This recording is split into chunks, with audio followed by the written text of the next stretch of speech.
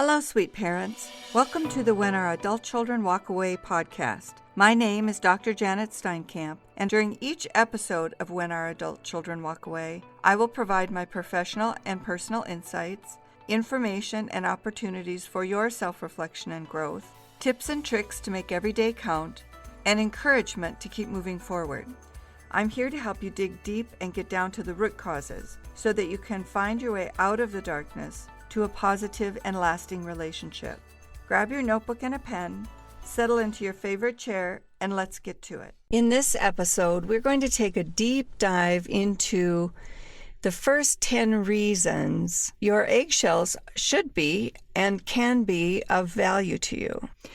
So I want you to start by thinking about your eggshells the way the farmers used to use cowbells, or we use sirens now, as a warning system. So if there's a tornado coming, the sirens go off, people head for safety. In Salt Lake City, we have earthquake warnings. My point is simply to say, just as the farmers communicated with each other by ringing a bell, our eggshells are talking to us. They are warning us that there are things we need to change or do differently in order to establish a trust-based and mutually respectful relationship with our adult children. It doesn't feel that way. It feels like an absolute curse. It feels like we can't be ourselves. We're not authentic. It feels like we are being silenced, put to the side. Our opinions are no longer valid. We don't know how to stand. We don't know how to express our emotions in our nonverbals. It's just, it's a nightmare. In the beginning of the realization that these eggshells exist, whether it's because our relationship is moving up the continuum of estrangement and things are becoming more fractured, or we've been totally cut off and we're just in the beginning of reconnecting, those eggshells feel like such a bother. People say to me regularly, when will these ever stop? When will I ever feel relaxed again? When can I just be myself? Well, if you've listened to my other podcast episodes, you know my position on that is that we won't go back to the way things were. To go back to the things the way they were before our adult children started indicating that there were problems, they were not happy. Things were not good for them. And so we don't really want to go back to that.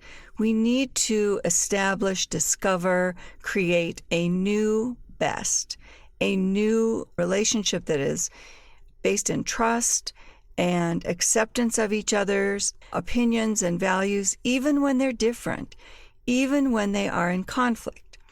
This is especially difficult these days when conflict means we walk away.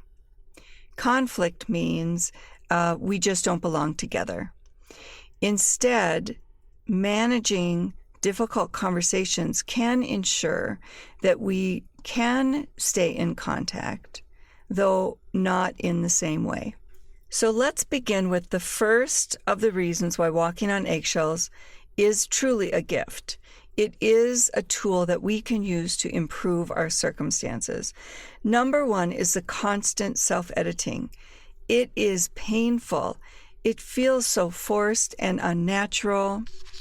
We feel like we need to carefully monitor every word. We're afraid that something we say will trigger new negative feelings. So why is this a blessing? The point about editing ourselves is that we're listening. We're listening to ourselves. We are watching our nonverbals. We are listening to and watching how they are reacting. It isn't fun. It's like learning a new language. And the effort that it takes to monitor ourselves so closely is significant. The good news about this particular element of cracking eggshells is that this does get better. As we begin to assimilate this new language into our own, and we start to recognize where the landmines are, we become very natural at avoiding them. The reason that happens is because we begin to accept the fact that it's not our business, that we don't get to ask those questions because it's not It's not in our relationship anymore. That's not the relationship we have anymore. We can't demand the information. We can't assume our language is not offensive to them. We need to modify our language and behavior to meet their needs. And actually, that's not that different than what we do in any relationship, whether it's a marital partner, a life partner, a business partner, a neighbor. We start to learn where the lines are or the boundaries are. That's just how we say it these days. And how we can or can't communicate with them. There are some things we just don't talk about with the dishwasher repairman, but we need to have a good relationship with that person. We need to have a relationship where we can get the work done that we need, and he or she knows that they can trust we're going to pay them. There's a mutually respectful agreement in the relationship. Now, that's an extreme example, and yet for some of us, that's how we feel. We have been pushed aside so far. That does get better. We do begin to know them and ourselves differently. Let's look at the second issue around cracking eggshells. Here we're talking about the fear of setting boundaries. Now, we're nowhere near being able to set our own boundaries when we're in this cracking eggshell stage, especially when the shells are super amplified and everything feels so fragile. I think of that as the fawn that comes into your yard. I have had that experience where I'm gardening in the yard, a deer or a fawn walks into the edge of the yard, and I just freeze because I know any sudden movement, really any movement, and they will be gone. That's how I felt in the beginning when I was beginning to rebuild and reconnect with my daughter. Now, if you're new to the podcast, I was separated from my daughter, no contact, for over 2 years. Our estrangement really began about 11 years ago. I didn't even know it was happening for the first probably 8 years. I just thought it was a difficult age, a difficult stage, part of the growing. And so I can tell you now, 3 years beyond the no contact, that this does get better. We do come to a point where we understand their boundaries, where we recognize their boundaries, and the eggshells only start cracking when we start to bump up to one of those boundaries. There's a whole lot of quiet time in between when we're just living life, right? We're just talking about what we had for lunch and what's the latest podcast that we enjoy and why. And we can have conversations about life, just living life. It's when we come up to their boundaries that the cracking starts, and that's our warning system. And during the quiet times, when we're just living life, we can begin to very slowly and carefully set our own boundary. Let me give you an example. I use my daughter a lot. She does know I do this, and she's not concerned about it. She does listen to the podcast. So I do have her agreement in this work. I mean, here's a really simple, ridiculous one.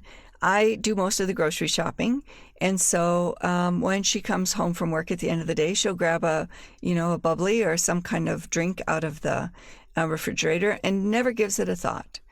For the first couple months that she was living with us, after she left her cult of one partner, and we started helping her get back on her feet and reestablish a relationship with us, she didn't even think about it. And finally, I said one day to a different member in the family, if you're the last person that takes a drink out of the fridge, please replace it. And I saw out of the corner of my eye, she raised her head and looked at me. I thought, oh, there's a light bulb moment. That's a boundary. I'm not going to fill that drawer every time we run out of drinks. Okay, I understand that's a ridiculous boundary, but it's true. I no longer want to be an overhelper. I no longer want to give permission for me to be used and to feel resentful about that. Those are my boundaries. Those are my goals. So inch by inch, I begin setting those goals. In the beginning, I did the kids' laundry. Was happy to do it. She was overwhelmed. She was practically catatonic. She couldn't even think straight having left an abusive relationship of 10 years. So I knew that that would come around, or at least I was hopeful and confident, and that's what I believed to be true.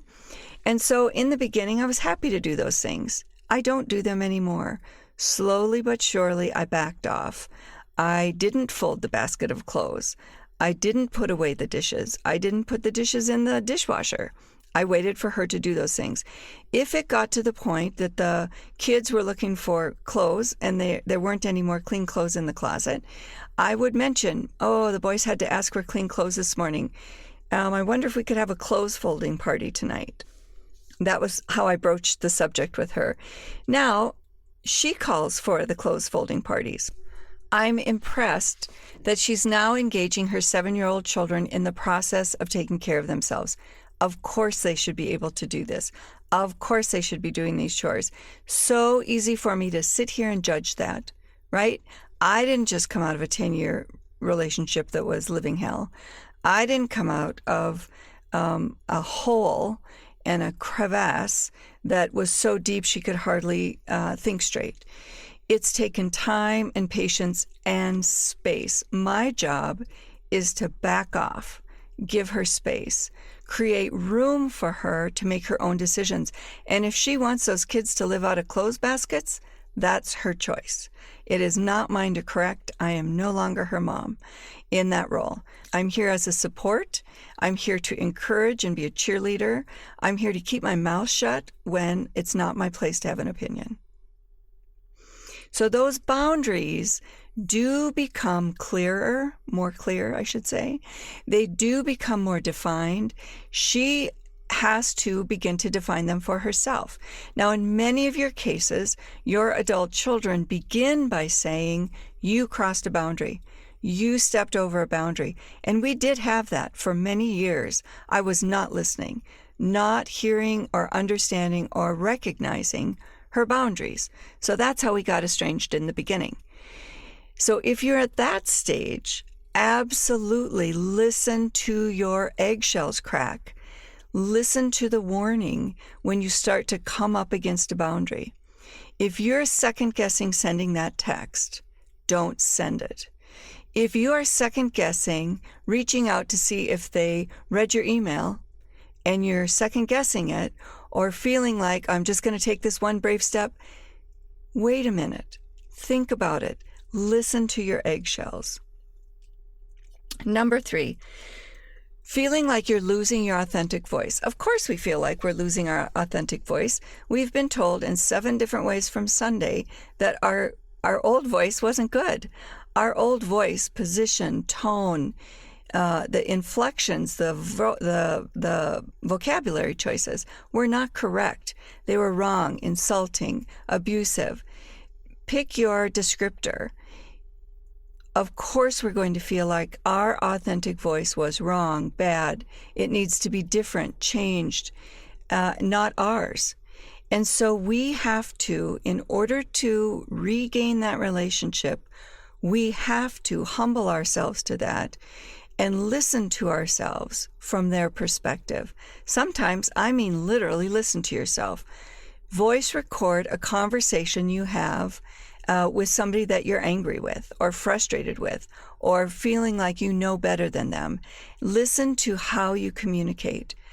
I can freeze water by the tone in my voice and not even know I'm doing it. Now, I've gotten better. But when I'm not paying attention, I revert to my old behaviors, right? We all do that. Changes in behavior take 9, 12, maybe even 18 months. There have been many studies on that. And changed behavior that we default to when we're not paying attention, when we're under stress or in the middle of an emotional conversation, to default to our changed and new behavior takes time and practice. We have to give ourselves grace and give ourselves time to do that. So my recommendation is that, you practice at Home Depot when the paint isn't mixed correctly. We practice in the parking lot when somebody beats us to a parking place. Instead of going to a rant in the car, we go to, wow, I wonder if they're under a different stress. I wonder if there's something else going on in their lives. We default to compassion, gratitude, being gracious. So this is how we get beyond and to our new authentic voice. We begin to embrace how other people hear us, experience us, and how we need to modify that to be heard better, to be heard as respectful, to be respectful, and to communicate and engage respect. It takes time and energy and effort. So when you hear me say in podcasts, people, we've got to do our work. This is the work I'm talking about. This is the kind of work we need to be doing every day. It's exhausting. You'll need more sleep. You'll need to make sure you're eating well. You'll need space to recover. You'll need some physical activity. You'll need lots of patience and forgiveness. When you make a mistake, when you go back to the old behaviors, forgive yourself. Get back up, brush yourself off, and get back to it. Give yourself grace.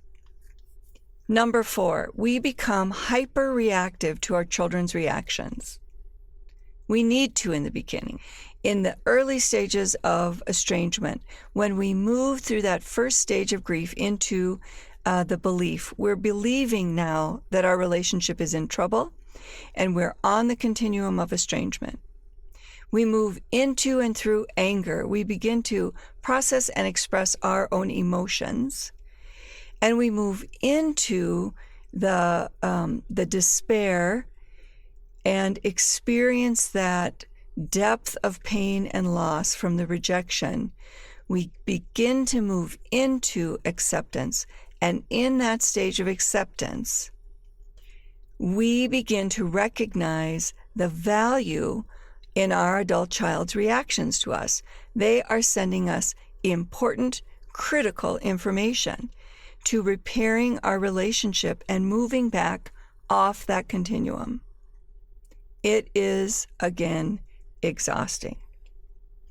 Eventually, what you may begin hearing when things start coming together, the way you'll begin to start knowing that things are improving, your adult child will say, "Oh, I didn't mean for you to stop talking. I'm not offended by what you just said." They will begin giving you feedback that encourages you to reduce the volume, to de-amplify the sound of those cracking eggshells. That means when they start saying those things that you are beginning to rebuild trust. You are beginning to reestablish space without eggshells cracking. Number 5, of course, our confidence gets blown out of the water. Our confidence gets destroyed. It is diminished to about 0. Our confidence gets diminished at work, in our marriages, in our private relationships, in our partnerships with significant others, with our other adult children, with our best friends. We begin to doubt every relationship. Estrangement sort of permeates our understanding of our ability to relate to other people. And so we need to allow ourselves to experience that diminished confidence. It sounds kind of weird. It sounds like it's a little self-punishing. And yet, in those moments, that space where we have very limited and diminished confidence, we begin to understand how we need to build our confidence, how we need to rebuild our relationships with other people, our relationship skills, our communication style, how we value things, how we express what we value, how we stand firm on different topics, what we are willing to flex or concede. That is humility. And in that diminished confidence is where we find that. We have to hit bottom. Now, there will be those of you who say, this is too much. They don't deserve this. Why would I do this? I'm just being me. It's worked all these years. Why suddenly is it a problem? Well, we may not get the answer to the why, maybe not for decades. And does that matter more than reestablishing and rebuilding that relationship? In my own experience, I had to let go of my need to know why, to get answers to my questions in order for me to concede, because those answers were not coming. I had to concede first. I had to find my humility, move to gratitude, become humble, quiet my own needs, and allow them to lead in the relationship. Number 6, we become so much more anxious. For those of us who already had anxiety disorders, estrangement is almost unsurvivable. We need to be able to manage our anxiety. This is when I suggest people seek out licensed professional mental health care, or maybe your primary care physician. Seek out help to manage your anxiety. There are some great short-term prescribed medications to help you manage the anxiety. I'm not suggesting you have an anxiety disorder. I'm not suggesting you have a mental health issue. I'm suggesting that the anxiety in estrangement can be unmanageable without some sort of assistance. Anxiety is debilitating. It can cost people jobs, other key relationships. Your cracking eggshells may be warning you that you need assistance with your anxiety. Listen carefully and get professional, licensed help to manage that anxiety. Number 7 is that we avoid difficult topics. We avoid conflict like the plague. We just try to make ourselves small, go to the corner, the back of the room, not say a word, because we do not want to cause any more conflict over topics that are difficult or outside the relationship. There are enough difficult topics in our relationships. So I think that is another place our eggshells help us. When we begin to broach a subject that is off limits, our eggshells start screaming. If I begin to ask my adult daughter about money, I have to think about it days in advance. I have to have a strategy, a plan. What's my first question? How do I broach it? Or do I ask a question? Do I make a statement about my own financial situation or money in my own life? However you strategize to do that, you have to learn to navigate the difficult topics in a way that doesn't set off a conflict, right? That takes time and practice, and over time, it does become more intuitive. It becomes more natural. It becomes safer for them. They're not afraid of where you're going with it. And it becomes safer for you because you don't have to worry about getting bashed over the head because you broached a difficult topic. Now, that means you have to know when to stop. Where is the boundary? The way we know and understand how these boundaries are working with our adult children is by listening to learn. I love the concept. I think it's very important. The more we can learn through listening, the more equipped we're going to be to make communication patterns more predictable. Not that we can affect how they are communicating necessarily, but that we are better at predicting their tolerance for us, for our questions, for our curiosity, and how much bandwidth there is for those boundaries. We become better able to understand what will trigger them, and it is when our adult children are triggered that they come at us, that they push us away, that we get kind of clobbered over the head with emotional and negative language at us. And that's what leaves us feeling off balanced. We don't want to have that happen. We don't want to aggravate them. That's not our goal. Our intent is to better understand. So ask yourself, do I need to understand? Is it my business to understand? Is this something that is a private matter for my son or daughter? How would I have felt at that age in my own head? And this is, you have to be bold and brave here, people. You have to listen to yourself. What would I be feeling? Would I want somebody in my business that deep? Right. So those unpredictable communication patterns really are linked to boundaries. They're linked to their emotional and physical mental health, all their wellness, the whole person wellness, and what they have left in reserve for us. They've worked all day, they have families, they have competing priorities and demands, and we don't fall at the top of the list. Our needs are very rarely at the top of their list. So you have to weigh those things. So number 9, let's move on to number 9. Feeling controlled by their needs. So this is a great follow-up to what I was just saying. It seems like, and in many cases, it's reality, our needs are really not even on the table. Not in estrangement. Not when our adult child has chosen to step away, to pull away, no matter where you are on that estrangement continuum.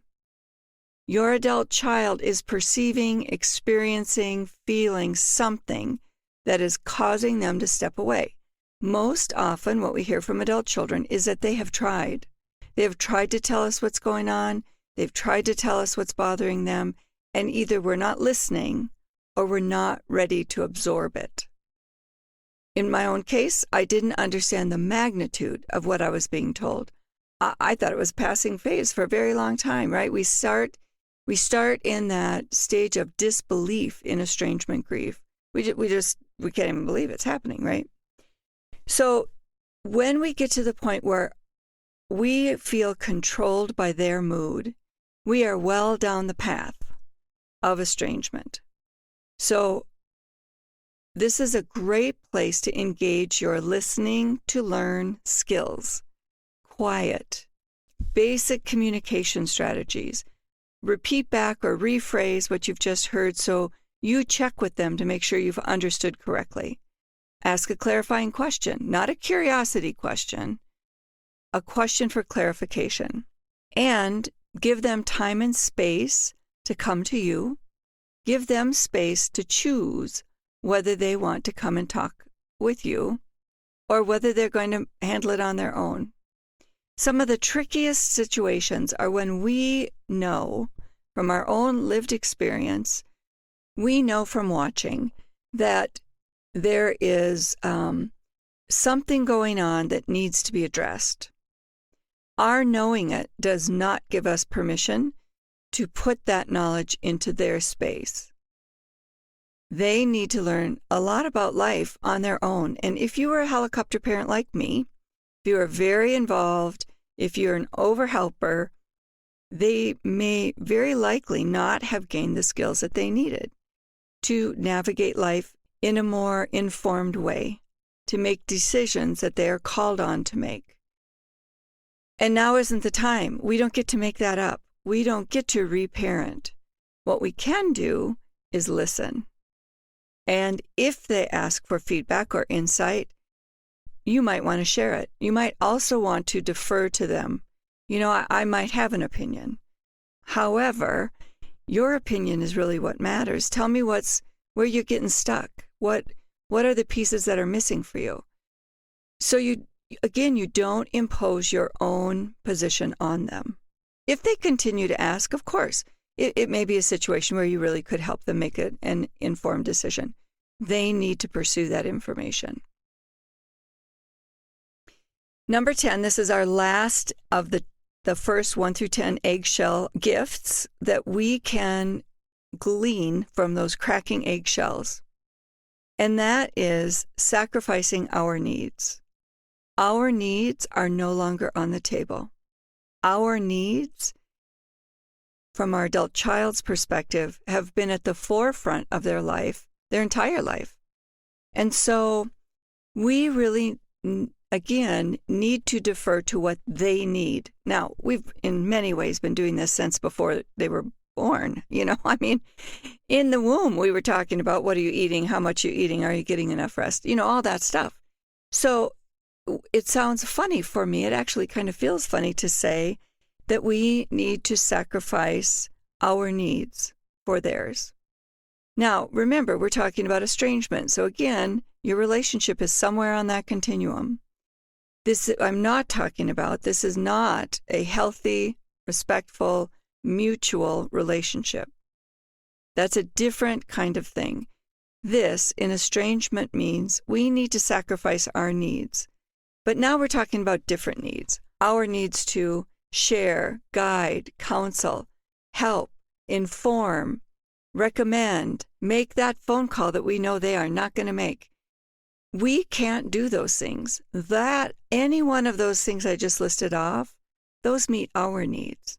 They do not necessarily meet their needs. Their need may very specifically be space. And if that is what they need, then we need to sacrifice our desire to help, guide, whatever that long list is. Pick your poison on that list. There was a time they needed us to do that. It is not in adulthood. It cannot be in adulthood, or they're overly dependent on us. So we need to start building that space so they can become independent adults. And we need to give them that space as independent adults. It could be that whatever's going on that you're interested in helping with, or guiding or counseling, it may be that you could ask, I know you have a really busy day at work, that project's coming up, that client's coming in, whatever it is. Is there anything I can do to help move this forward? Are there phone calls I could make? I could relay information for you. And you make that offer once, and if the answer is no, you take it.